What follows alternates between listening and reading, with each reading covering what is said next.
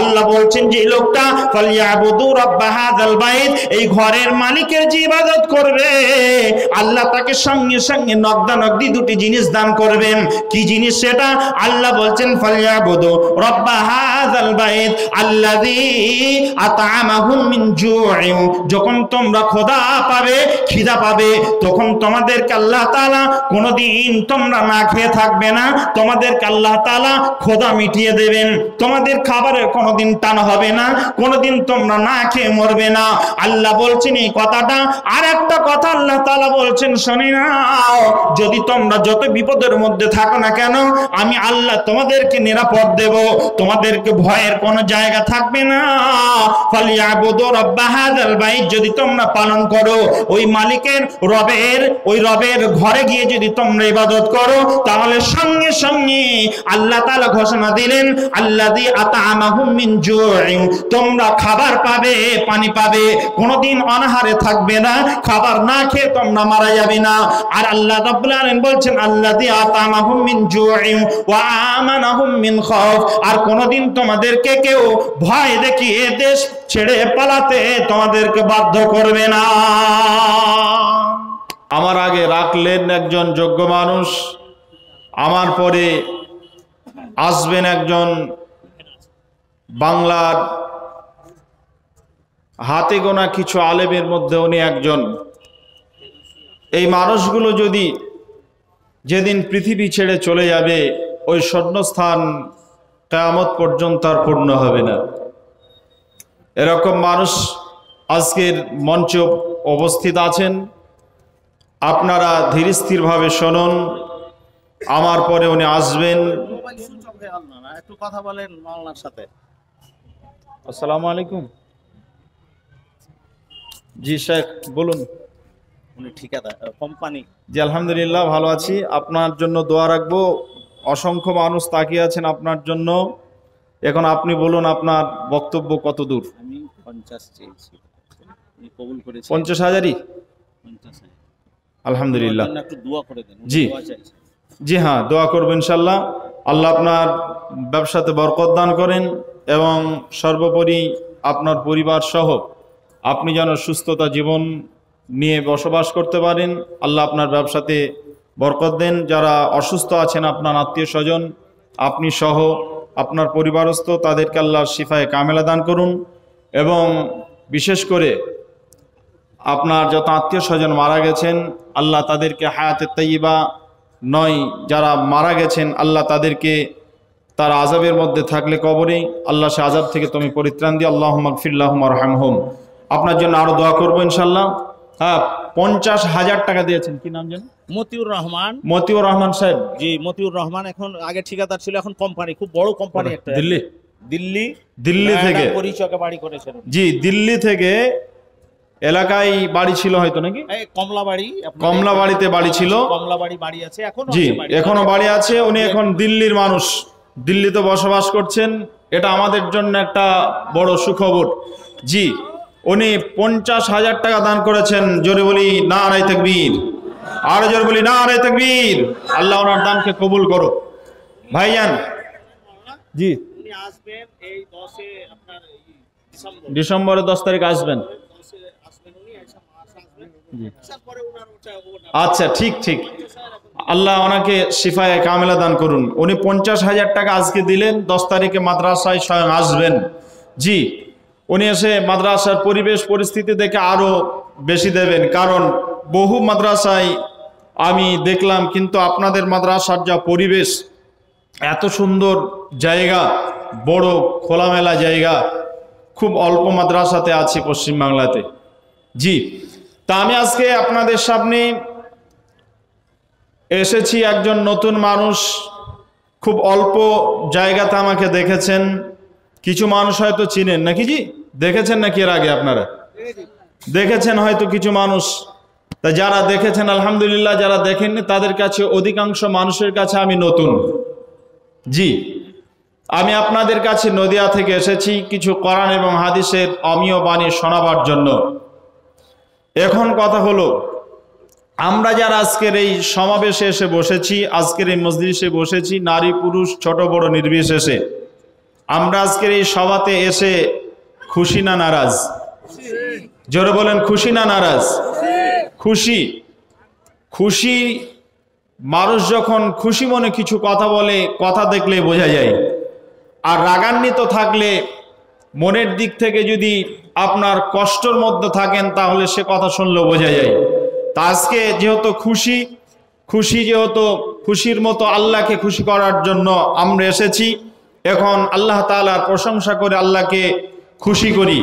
আমরা সকলে সমসুরে সুচ্চ কণ্ঠে আল্লাহ তাআলার প্রশংসা করি, এক বাক্যে সবাই মিলে বলি আলহামদুলিল্লাহ। রব্বানা লাকাল হামদ। সকলে বলি রব্বানা লাকাল হামদ হামদান কাসীরান তাইয়িবান মুবারাকান ফিহি। আমরা আল্লাহ তাআলার প্রশংসা করলাম, অতঃপর প্রিয় নবী সাল্লাল্লাহু আলাইহি ওয়াসাল্লামের প্রতি দরুদ ও সালাম বর্ষিত হোক। আল্লাহুম্মা সাল্লি আলাইহি আল্লাহুম্মা বারিক আলাইহি। ভাইজান, আমি আজকে আলোচনা করব যে আলোচনাটা খুব শোনার মতো। কারণ হলো, বর্তমান সময়ে আমি সহ আপনারা যে যেখানে আছেন, দেখবেন রাস্তাতে চলতে গিয়ে মুসলমান তার পরিচয় নিয়ে যেতে পারে না। ট্রেনে একজন মুসলমান খুবই নামাজি মানুষ, নামাজ ছাড়া তিনি কিছুই বুঝেন না। ওয়াক্ত হয়েছে, আজান হয়েছে, হাইয়া আলাস সালাহ হাইয়া আলাল ফালাহ, উনি উজু করে নামাজে পড়ার জন্য ব্যস্ত, কিন্তু আওয়াজ শুনতে পান আজানের। এরপরেও যখন বাস স্ট্যান্ডে থাকেন, বাসে যখন রাস্তাতে যান, তখন শুনতে পান পরিবেশ সাপোর্ট করে না নামাজ পড়ার। এমনকি রাস্তাতে ট্রেনে থাকলে আপনি নামাজ নিশ্চিতভাবে পড়তে গিয়ে আপনার মনের দিক থেকে বাধা আসে কি আসে না? আসে। এবং বহু জায়গায় আপনাকে নিষেধ করে আপনি ট্রেনে নামাজ পড়বেন কেন। গত এই মাসের সম্ভবত 6 তারিখ না 8 তারিখ ছিল, আমি যাচ্ছিলাম ট্রেনে। তা একজন ভদ্রলোক পাশে বসে আছেন, ভদ্র মহিলা, আর একজন পাশে বসে আছেন হিন্দু ভাই, দুজনই হিন্দু। পাশে যদি মুসলমান আছে তা আমি বুঝতে পারলাম না, কারণ এখনকার মুসলমান কি চেনা বড় যায়? জি, মুসলমান ছেলে থাকলে পরে বোঝা যাবে না। তা আমি নামাজ পড়ার জন্য উজু করে এলাম, উজু করে এসে নামাজ পড়ব ট্রেনে। আমি ওই ভদ্র মহিলাকে বলছি একটু পিছিয়ে যান, সামনের সিটে বসুন, কষ্ট করে হলেও একটু 5 মিনিট একটু আমি নামাজ পড়ে নিই। তা বাসে পাশে যে ছিল হাতে মাল বাঁধা, ও বলছে ট্রেনে কেন নামাজ কেন? আমাকে বলছে আপনি নামাজ পড়বেন কেন? এটা কি নামাজ পড়ার জায়গা? আমি বললাম এটা নামাজ পড়ার জায়গা নয়। এটা আমার জন্য যদি নামাজ পড়ার জায়গা না হয়, গঙ্গা যখন পার হচ্ছ ট্রেনে, তখন পকেটের পয়সা গঙ্গায় ফেলছো কেন? পাশে যখন মন্দির পার হয়ে যাচ্ছে, তখন মন্দির দেখে নমস্কার করছো, এটা তো তোমার ইবাদত, এটা তো তুমি তোমার প্রভুকে সন্তুষ্ট করার জন্য করলে, তাহলে আমি করলে বাধা কেন? কথা বলেন ঠিক কিনা? আমি করলে বাধা, আর তোমার বেলায় সব ছাড়। এদিন ভুলে যাও, এদিন আর চলবে না। সামনের দিন আসছে মুসলমানদের প্রকাশ্য নামাজ পড়বে মুসলমান, রাস্তাতে নামাজ পড়বে, বাসে নামাজ পড়বে, ট্রেনে নামাজ পড়বে, সদা সর্বদা যেখানেই আজান হবে সেখানে মুসলমান নামাজ পড়বে। জোরে বলুন, আমরা পড়তে রাজি আছি না নেই? ইনশাল্লাহ আমরা নামাজ পড়বো, সেই দিন আসছে, আর বেশি দিন নেই।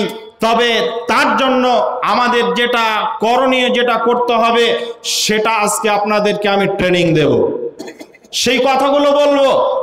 কেন আজকে আমরা নামাজ পড়তে পারি না? কেউ বাধা দিলে তাকে অন্ততপক্ষে কথাটা কেন বলতে পারি না? আমি তাকে বললাম, ভাই আপনি করলে আপনার ধর্মের যদি অসুবিধা না হয়, আমি করলে কেন বাধা? আমি তো 5টা মিনিট নেব, তা আমার সময় লাগবে না। আমি এখন সফরে আছি, 2 রাকাত পড়ব। ভাই এই তো বর্তমান অবস্থা। তা নামাজ পড়তে নিষেধ করে বহু বদমাইশ আছে, কিন্তু দেখবেন যদি শিক্ষিত মানুষ থাকে, শিক্ষিতা কোনো মহিলা থাকে, তাহলে ওই মানুষটা বলবে যে আপনি উজু করে এলেন, নামাজ পড়বেন, এখানে বসুন, এখানে আপনি নামাজ পড়ে নেন, দাঁড়িয়ে যাবে। এমন মানুষও আছে। সেজন্য বলি ভাই, যে আমরা রাস্তাতে নামাজ পড়তে পারি না, হিন্দুর বাড়িতেও নামাজের ব্যবস্থা, আপনি যদি নামাজি হন ব্যবস্থা হয়ে যাবে। ট্রেনে কৃষ্ণনগর জায়গাটা, নদিয়ার কৃষ্ণনগর জায়গাটা খুব আপনার সমস্যার জায়গা মুসলমানদের জন্য। দাড়িওয়ালা দেখলে এক সময় তাড়াতে তাড়াতে ঘরে ভরেছে, এমন একদিন গেছে, কিন্তু সেই জায়গা এখন আর নেই। মানুষ শিক্ষিত হয়েছে, বুঝতে শিখেছে। সেই কৃষ্ণনগরের মাটিতে আমার এলাকার ছেলে কিছু রাজমিস্ত্রির কাজ করে, বলছে খ্রিস্টানের বাড়িতে প্রকাশ্যে নামাজ পড়ি মাওলানা, আমাকে কেউ বাধা দেয় না। প্রথম প্রথম বাধা দিত, আমি বাধা দিলে বলেছি এই অবস্থাতে আমি কাজ ছেড়ে চলে যাব, তোমার বাড়িতে আর কেউ কাজ করতে আসবে না। আমি তো ফাঁকা জায়গায় নামাজ পড়ছি, আপনার অসুবিধা কোথায়? তা ভাইয়ান, এই জন্য আজকে এই কথাগুলো বললাম। আমরা এগুলো করি কেন? কারণ আমরা নিজেরাই জানি না ইসলাম কি, ইসলাম কোথা থেকে এলো, ইসলামের প্রচার প্রসার কিভাবে ঘটলো, জানি কি? জানি না।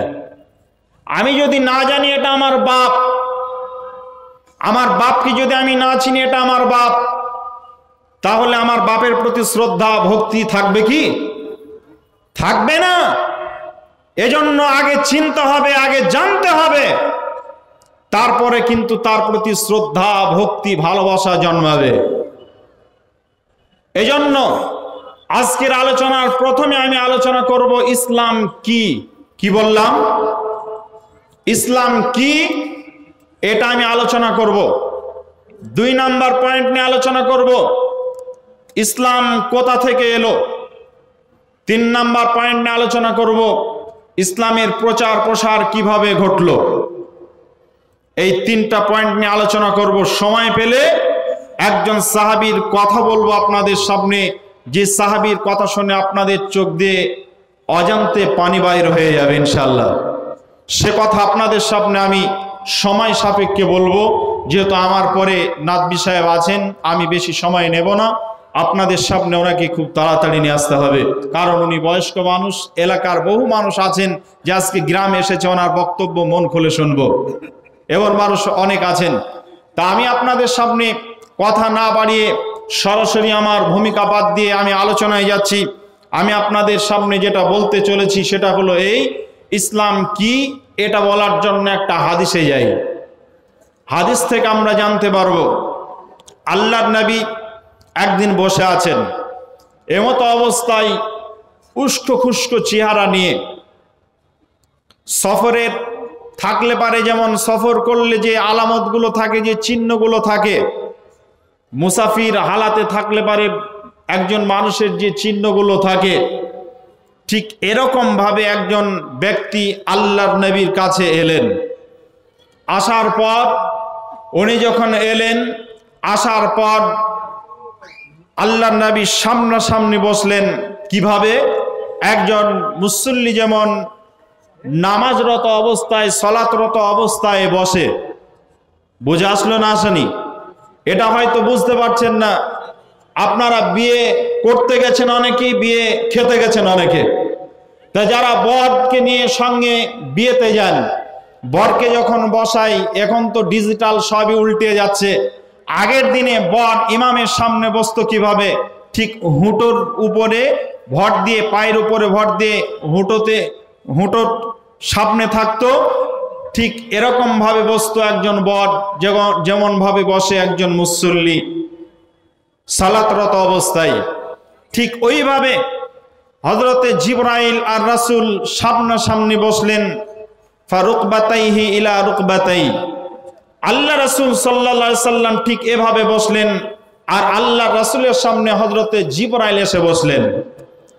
বিশ্বনবী আমার জিবরাইলের সামনে যখন বসেছেন, জিবরাইল বসার পর নবীজিকে সর্বপ্রথম জিজ্ঞাসা করছেন, ক্বালা ইয়া মুহাম্মদ আখবিরনি আনিল ইসলাম, রে মুহাম্মদ আমি আজকে তোমার কাছ থেকে জানতে চাইবো, তোমার কাছ থেকে আমি শিখতে চাইবো।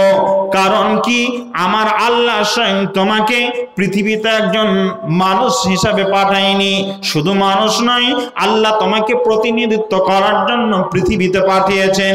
তুমি হলে আখিরি জামানার শেষ নবী, অতএব তোমাকে আল্লাহ তাআলা দায়িত্ব দিয়েছেন তোমার উম্মতকে, মানুষকে, যত মানুষ কিয়ামত পর্যন্ত আসবে তাদেরকে তুমি আল্লাহ কে কেমন তাকে চেনানোর জন্য, সঠিক রাস্তা দেখানোর জন্য, ইসলামকে বুঝাবার জন্য তোমাকে দায়িত্ব দিয়ে পাঠানো হয়েছে।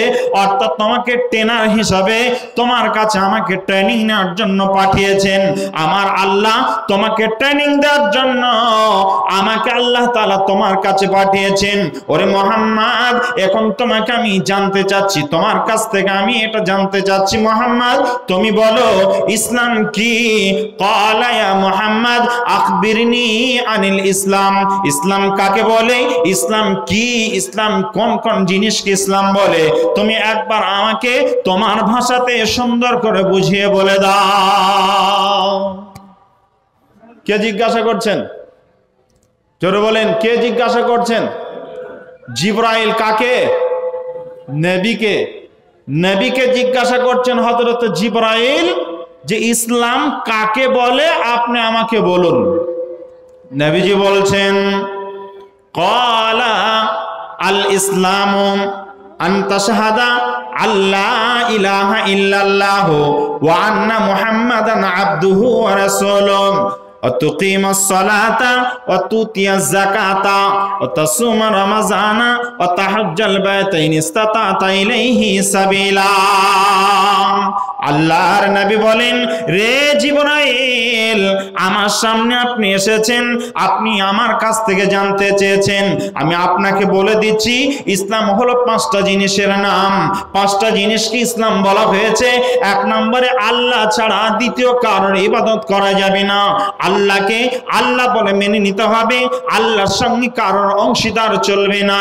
আজকে বর্তমান সময়ে আমরা আহলে হাদিস ঘরের ছেলে, এরপরেও আমরা বহু মানুষ শিরকের সঙ্গে জড়িয়ে যাই।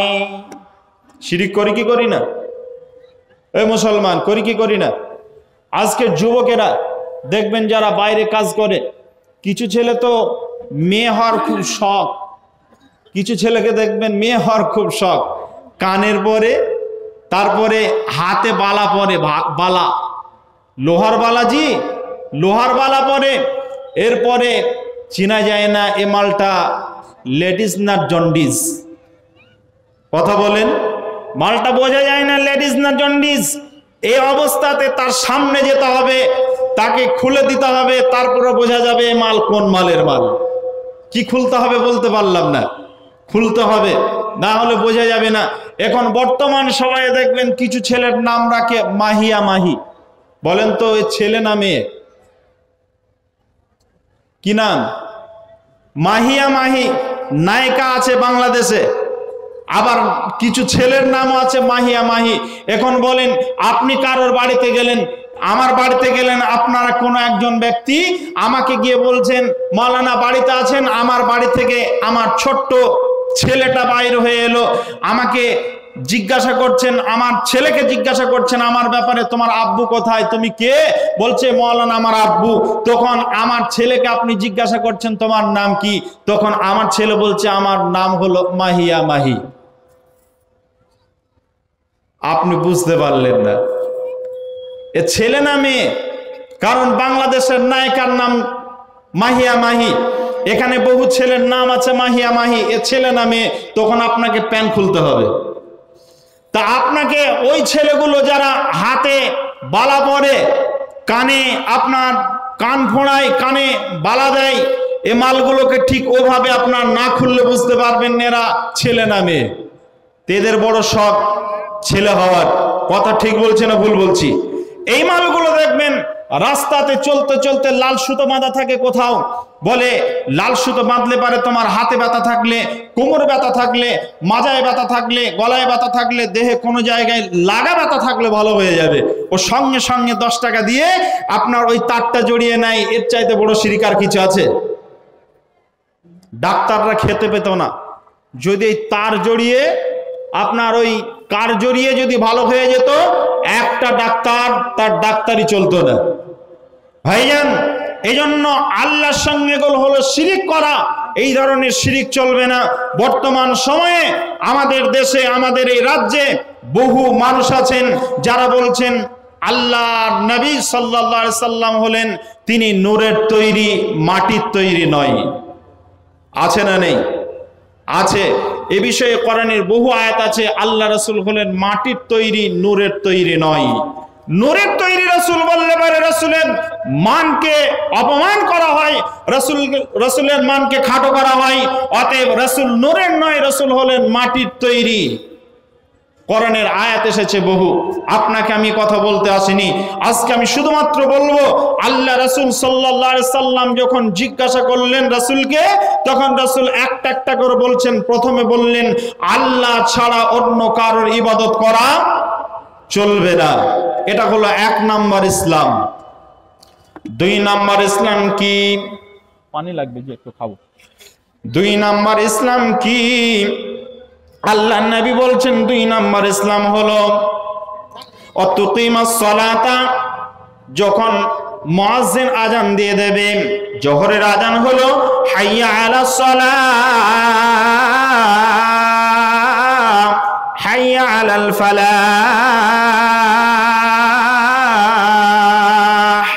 সঙ্গে সঙ্গে আপনি মুসলমান, আপনার বয়স হয়ে গেছে 12, আপনার বয়স হয়েছে 10, আপনার ছেলেকে সঙ্গে নিয়ে আপনি মসজিদে চলে যাবেন। আপনি বাড়িতে নেই, আপনি মাঠে আছেন, মাঠে আপনাকে সালাতে দাঁড়িয়ে যেতে হবে। কারোর জন্য অপেক্ষা নয়, কারণ এটা ডাক দিয়েছেন কে? না আল্লাহ। আল্লাহ বলছেন আমার এই ডাকে সঙ্গে সঙ্গে তোমাকে সাড়া দিতে হবে। এটা পৃথিবীর কারোর ডাক নয়, কোন নেতার ডাক নয়, দেশের প্রধানমন্ত্রীর ডাক নয়, স্বরাষ্ট্রমন্ত্রীর ডাক নয়, এটা স্বয়ং আমার রব ডাক দিচ্ছেন। অতএব ওই রবের ডাকে আমাদেরকে সঙ্গে সঙ্গে হাজিরা দিতে হবে। ওই হাজিরাটার নামই হলো সালাত। আল্লাহ বলছেন সালাত যে ত্যাগ করে দেয় ওর সঙ্গে আমার সম্পর্ক কাটা হয়ে যায়। বিশ্বনবী সাল্লাল্লাহু আলাইহি ওয়াসাল্লাম বলেছেন ওয়ালা তাতরুকান্না সালাতান মাকতুবাতান মুতাআম্মিদান ফাইন্না মান তারাকা সালাতান মাকতুবাতান মুতাআম্মিদান ফাকাদ বারিয়াত মিনহু জিম্মাতুল্লাহ। আজকে অসংখ্য মানুষ বলবেন মাওলানা আপনি এই কথাগুলো বলছেন, এ কথা কেন বলছেন না? আজকে ইসরায়েল আর ফিলিস্তিনি, মুসলমান আর ইহুদিদের মধ্যে ঝগড়া চলছে, যুদ্ধ চলছে। মায়ানমারে যখন মুসলমানদেরকে পিস পিস বানানো হলো, ভারতবর্ষের বিভিন্ন রাজ্যে মুসলমানদের ঘর ভেঙে দেওয়া হলো, দিল্লির মাটিতে মুসলমানদের বাড়ি পুড়িয়ে দেওয়া হলো, মুসলমানদের ঘর পুড়িয়ে দেওয়া হলো, তখন আল্লাহ কি নীরব দর্শকের ভূমিকা পালন করছিলেন? আল্লাহ কি তখন দেখতে পাচ্ছিলেন না? এ কথা অনেকে প্রশ্ন করেছেন, অনেক আলেমকে বলেছেন, আমাদেরকে বহু মানুষ বলেছেন। আমার জবাব হলো এটাই, আল্লাহর রাসূল জবাব দিয়ে দিয়েছেন, যে মানুষটা সালাত ত্যাগ করে, সালাত হলো এমন একটা জিনিস, নামাজ হলো এমন একটা জিনিস, আল্লাহ বান্দা, বান্দা আল্লাহ, বান্দা আল্লাহ, আল্লাহ বান্দা, এই যে কানেকশন, এই যে সম্পর্ক, আপনি সূরা ফাতিহা পড়বেন, আপনি যে দোয়াগুলো পড়বেন, এগুলো সব আল্লাহর সঙ্গে কথা হবে। নামাজে সূরা পড়তে হয় কি হয় না? নামাজে সূরা পড়তে হয় কি হয় না? মালদার মানুষ কথা বলছেন না? নামাজে সূরা পড়তে হয় কি হয় না? যে সূরাগুলো পড়ি আমরা, ওই সূরাগুলো কোরআন থেকে পড়ি, কোরআনের আয়াত, কোরআনের সূরা, কোরআনে যতগুলো অক্ষর আছে, যতগুলো শব্দ আছে, যতগুলো বাক্য বা সেন্টেন্স আছে, যতগুলো জের জবর আছে, একটাও কি সন্দেহের জায়গা আছে? নেই, একটা সন্দেহের জায়গা নেই। কোরআনে যা কিছু আছে সবই সত্য। আর কোরআনকে কালামুল্লাহ বলা হয়েছে, অর্থাৎ কালাম মানে কথা, আল্লাহ মানে আল্লাহ, আল্লাহর কথা এগুলো। নামাজে যখন পড়বেন আপনি, তখন আল্লাহর সঙ্গে ডাইরেক্ট কানেকশন, আল্লাহর কথাগুলো আল্লাহর সঙ্গে যে কথোপকথন হবে তার যে মাধ্যম, সেটার নামই হলো নামাজ। আল্লাহ বলছেন, আল্লাহ নবী বলছেন, যে ব্যক্তি সালাত ত্যাগ করে দেয় তার উপরে আমি যে জিম্মা রেখেছিলাম তাকে নিরাপত্তা দেওয়ার দায়িত্ব আমার ছিল। আল্লাহ তাআলা পবিত্র কোরআনুল কারীমের মধ্যে বলেছেন, বিসমিল্লাহির রহমানির রহিম, লিলাফি কুরাইশ ইলাফিহিম রিহলাতাশ শিতাই ওয়াস সাইফ ফালিয়াবুদু রাব্ব হাযাল বাইত। এই ঘরের মালিকের ইবাদত করো, এই ঘরের মালিকের ইবাদত করো। ফালিয়াবুদু রাব্ব হাযাল বাইত, এই ঘরের মালিকের ইবাদত করো। যদি ইবাদত করো তাহলে তোমাদেরকে দুটি জিনিস দেওয়া হবে।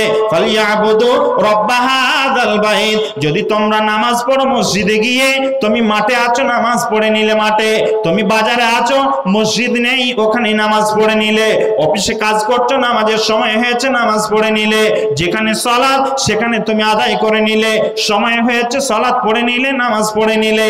যখন তুমি নামাজ পড়ে নিলে তখন আল্লাহ তাআলা তোমার উপরে সন্তুষ্ট রয়েছেন। আর যদি নামাজকে ত্যাগ করে দাও তাহলে নবীজি বলছেন যে ব্যক্তি নামাজ ছেড়ে দেয় ওই ব্যক্তির সঙ্গে আমার সম্পর্ক কাটা হয়ে যায়। আমি একজন মেয়েকে বিবাহ করেছি, আমার আব্বা গেছেন, আমার দাদু গেছেন, আমার চাচা গেছেন, আমার নানা গেছেন, এরা দেখতে গেছেন। দেখার পর একটা দিন ধার্য হয়ে আমার মোহরানা দেওয়ার পর আমার স্ত্রীকে আমি হালাল করে বাড়িতে নিয়ে এসেছি। আমি আজকে এখানে এসেছি, আমার স্ত্রী কয়েকবার ফোন করেছে, কোথায় আছেন, কি খেয়েছেন, এটা খোঁজ নিয়েছে। কালকে যখন বাড়ি যাব কতবার ফোন করবে, কোথায় এসেছেন, কতদূর এলেন, আমি এখন আপনার জন্য খাবার তৈরি করেছি, আজকে কি খাবেন, কি কি প্রয়োজন। আজ বাড়িতে এই জিনিসগুলো প্রয়োজন আছে, ছেলে এই চাচ্ছে, মেয়ে চাচ্ছে। আমার সঙ্গে কথোপকথন হবে কার না আমার স্ত্রীর। যদি আমার স্ত্রী কোনো কারণবশত তালাক হয়ে যায় আর আমি যদি হাসপাতালের বেডেও থেকে যাই, আমার স্ত্রী কিন্তু একবারের জন্য একবার হলেও ফোন করবে না, 10 বার যদি হয় তাও ফোন করবে না। আমি যদি বিপদ আমার এমন হয়ে যায়, আমার জীবন বাঁচাবাঁচি আপনার বাঁচাবাঁচি এমন অবস্থা, আমি বাঁচতেও পারি না বাঁচতে পারি, এমন খবর যদি আমার স্ত্রীর কাছে চলে যায়, এমন কি যদি কেউ বলে তোর স্বামী ছিল, যে এই মানুষটা মওলানা মুখতার তোর স্বামী ছিল, সে আজকে মারা যাওয়ার উপক্রম হয়ে গেছে, সে মারা যাবে, এই অবস্থাতেও কিন্তু আমার স্ত্রী একবারের জন্য ফোন করবে না। কেন না, সে আমার সঙ্গে সম্পর্ক তার নেই, সে কাটাব হয়ে গেছে, সে আমার স্ত্রী ছিল এখন স্ত্রী নেই। আল্লাহ বলছেন যে এই ব্যক্তি নামাজ পড়ে ও আল্লাহর গোলাম ছিল, যে নামাজ পড়ে না সে আল্লাহর গোলাম নেই, যে নামাজি সে আল্লাহর গোলাম, যে নামাজ পড়ে না সে আল্লাহর গোলাম নয়। আল্লাহ বলছেন যে লোকটা ফালিয়াবুদু রাব্ব হাযাল বাইত, এই ঘরের মালিকের যে ইবাদত করবে আল্লাহ তাকে সঙ্গে সঙ্গে নগদানগদি দুটি জিনিস দান করবেন। কি জিনিস সেটা? আল্লাহ বলছেন ফালিয়াবুদু রাব্ব হাযাল বাইত আল্লাযী আত'আমাহুম মিন জু'ইন, যখন তোমরা ক্ষুধা পাবে, খিদা পাবে, তখন তোমাদেরকে আল্লাহ তাআলা কোনোদিন তোমরা না খেয়ে থাকবে না, তোমাদেরকে আল্লাহ তাআলা ক্ষুধা মিটিয়ে দেবেন, তোমাদের খাবারের কোনোদিন টান হবে না, কোনোদিন তোমরা না খেয়ে মরবে না। আল্লাহ বলছেন এই কথাটা। আর একটা কথা আল্লাহ তাআলা বলছেন শুনে নাও, যদি তোমরা যত বিপদের মধ্যে থাকো না কেন, আমি আল্লাহ তোমাদেরকে নিরাপদ দেব, তোমাদেরকে ভয়ের কোনো জায়গা থাকবে না। ফালিয়াবুদু রাব্ব হাযাল বাইত, যদি তোমরা পালন করো ওই মালিকের ওই রবের ঘরে গিয়ে যদি তোমরা ইবাদত করো, তাহলে সঙ্গে সঙ্গে আল্লাহ তাআলা ঘোষণা দিলেন আল্লাযী আত'আমাহুম মিন জু'ইন, তোমরা খাবার পাবে, পানি পাবে, কোনোদিন অনাহারে থাকবে না, খাবার না খেয়ে তোমরা মারা যাবে না। আর আল্লাহ রাব্বুল আলামিন বলছেন আল্লাযী আত'আমাহুম মিন জু'ইন ওয়া আমানাহুম মিন খাউফ, আর কোনোদিন তোমাদেরকে কেউ ভয় দেখিয়ে দেশ ছেড়ে পালাতে তোমাদেরকে বাধ্য করবে না। কিছুদিন পূর্বে, কয়েক বছর আগে এনআরসির গল্প শুনেছিলেন না শোনেননি জি? শুনেছিলেন? আপনাদের এখানে এনআরসির গল্প চলেছিল, গোটা পশ্চিম বাংলা নয় আসামে তো তোলপাড় অবস্থা ঘটে গেছে, অসংখ্য মানুষকে ডিটেনশন ক্যাম্পে ভরা হয়েছে। আর সেই আপনার ঠিক ওই দৃশ্যটা, আসামের দৃশ্যটা পশ্চিম বাংলাতে চালাবার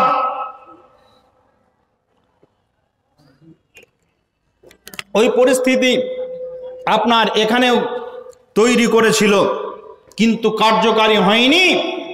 কেন? তার অনেকগুলো কারণ আছে, আমি আপনাদের সামনে বলছি না, কিন্তু ওই সময় ভয় ছিল কি ছিল না? আপনারা অন্তর থেকে বলুন, এই সময় ভয় পেয়েছিলাম না পাইনি? পেয়েছিলাম। বহু জায়গায় ধর্মমঞ্চ হয়েছে, প্রতিবাদ সভা হয়েছে, ট্রেন পুড়িয়ে দিয়েছে, রাস্তা অবরোধ হয়েছে, অনেক কিছু সরকারিভাবে ক্ষয়ক্ষতি হয়েছে, এগুলো ঠিক হয়েছে ভুল হয়েছে আমি সেটা বলছি না, কিন্তু এগুলো হয়েছে না হয়নি? হয়েছে। ওই সময় আমি প্রতিবাদ করেছিলাম একটা কথা দিয়ে। কি বলেছিলাম? ওই সময় বলেছিলাম, বিশ্ব নবীর শিষ্য মারা, বিশ্ব নবীর শিষ্য মারা, নেই কোমদের ভাই, আল্লাহর হুকুম মানব মারা নবীজির তরিকায়। নবীজি মোদের পথের পথি কোরআন দিশারি, নবীজি মোদের পথের পথি কোরআন দিশারি, আলেম ওলামা তারই চারা আজ সারি সারি। সরকার দেখাই ভাই গোলা বারুদের দ্বারায়, সরকার দেখাই ভাই এনআরসির দ্বারায়, সরকার দেখাই ভাই সিএর দ্বারায়। এই ভারতে বেঁচে থাকা তোদের অধিকার নেই, কেন দেশ স্বাধীনের সময় তোরা রক্ত দিলি না? আজ কি করে বলিস তোরা ভারত আমার মা? আজ কি করে বলিস তোরা ভারত আমার মা? ওরে বেঈমানেরই দল তোরা সত্য কথা বল, ওরে হিংসুকেরই দল তোরা সত্য কথা বল। মুসলমানেরা কি করেছে ইতিহাসটা খোল, সব জেনে ঘুম পার করে ভান করে ঘুমাস না, আলেমেরা ঘুম ভাঙিয়ে দেবে খুলবে মুখোশ খানা। জোরে বলি নারে তাকবীর, আর জোরে নারে তাকবীর। এ প্রতিবাদ আমি মাওলানা মুখতার করেছিলাম, পলাশীর ধর্ণা মঞ্চে গিয়েছি। জি, এরকম বহু জায়গায় বহু রকম ভাবে প্রতিবাদ হয়েছে। আল্লাহ বলছেন এই প্রতিবাদের প্রয়োজন নেই, শুধু আমার ঘরের, আমি যে এই ঘরের মালিক, এই মালিককে সন্তুষ্ট করার জন্য ইবাদত করো। যখন আজান হবে তখন মসজিদে চলে যাও, তাহলে আমি আল্লাহ তোমাদেরকে নিরাপত্তা দান করব। ভয়ের কোনো জায়গা নেই, যে ভয় দেখাক না কেন, ভয় দেখিয়ে কোনো উদ্ধার পাবে না। জি, আমরা ওই মালিকের ঘরে প্রবেশ করব। তো এটা হলো 2 নাম্বার ইসলাম। কয় নাম্বার ইসলাম? 2 নাম্বার। নবীজি বলছেন, আল ইসলামু আন তাশহাদা আল্লা ইলাহা ইল্লাল্লাহ ওয়া আন্না মুহাম্মাদান আবদুহু ওয়া রাসূলুহু। এটা হলো 1 নাম্বার ইসলাম। ওয়া তুকিমাস সালাত। আর 2 নাম্বার ইসলাম হলো সালাত আদায় করা, ওই মসজিদে আল্লাহর ঘরে গিয়ে ইবাদত করা। আর 3 নাম্বার হলো নবীজি বলছেন, ওয়া তুকিমাস সালাতা ওয়া তুতিয়াজ যাকাতা। যাদের যাকাত ফরজ হয়েছে, যাকাতটা কাকে বলা হয়, যাকাতের ব্যাখ্যা আমার ইউটিউবে একটা বক্তব্য রয়েছে, আমি আর আপনাদের সামনে ওই বক্তব্য দিয়ে আর সময় নষ্ট করছি না। বন্ধুরা আমার, শুধু একটা কথা জেনে রাখতে হবে, যাকাত বলা হয় বছর শেষে 1 বছর হিসাব করে। যাদের বাড়িতে আপনার 26,000 টাকা থাকবে, অর্থাৎ 52.5 ভরি আপনার চাঁদি কেনার পয়সা থাকবে, ওই বাড়ির মালিক আপনার যেই চাঁদিটা কেনার পয়সা রাখবে, অর্থাৎ 26,500 টাকা অথবা 26,000 টাকা যদি কোনো বাড়িতে থাকে, তাহলে ওই বাড়ির মালিককে আপনার 26,000 টাকা থেকে শুরু হবে।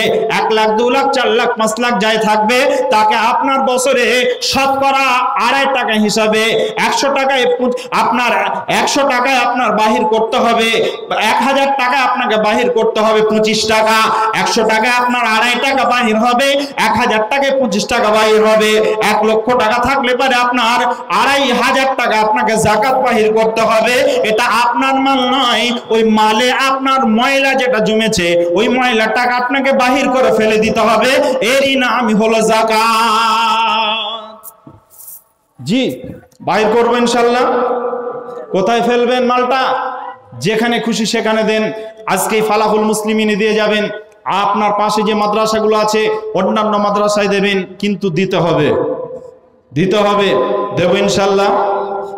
লাখ লাখ টাকা বাহির হয়ে যাওয়ার ভয়ে যাকাত দেয় না। ডিজিটাল যাকাতের পদ্ধতি বাহির করেছে, কিছু লুঙ্গি আর কিছু কাপড় কিনে রাস্তায় রাস্তায় দিয়ে বেড়ানো।